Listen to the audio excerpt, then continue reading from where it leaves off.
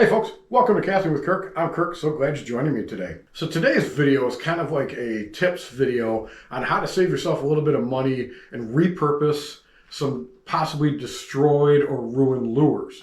Now, if you're like me and you're out bass fishing, you've probably caught some of these toothy little critters that are on the screen here.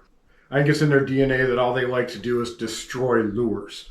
Now, when I'm out fishing spinnerbaits, a lot of times what happens is they hit that thing and they just go to town and they bend that wire completely, almost undoable to get it back in place. Or I've pulled them up into the boat, they shake once and they snap that wire. Now what you end up with, you got two pieces now of a lure. I keep this side for sure. It's got the blades, it's got your little clips. I definitely keep this and just use them on other spinnerbaits. This side though, what do we do with this?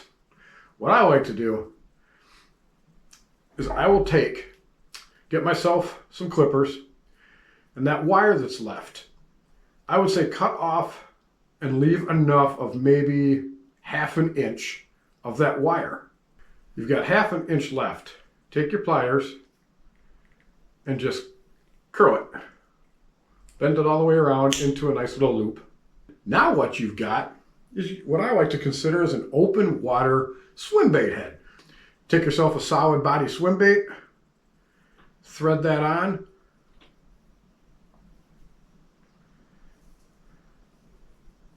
and now you got yourself your lure.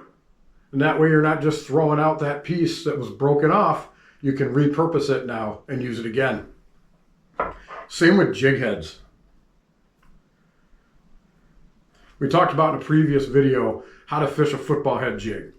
Well, say you got yourself a football head jig that had a skirt to it and it's got the weed guard, but again, you get yourself a toothy critter or you got a bunch of bass that have beaten it up, rip that skirt off, rip or cut that weed guard off, and now you've got your football head jig. Get yourself your big old fat worm, thread that on, and now you've got yourself another lure you can use, and you don't have to just throw them in the garbage.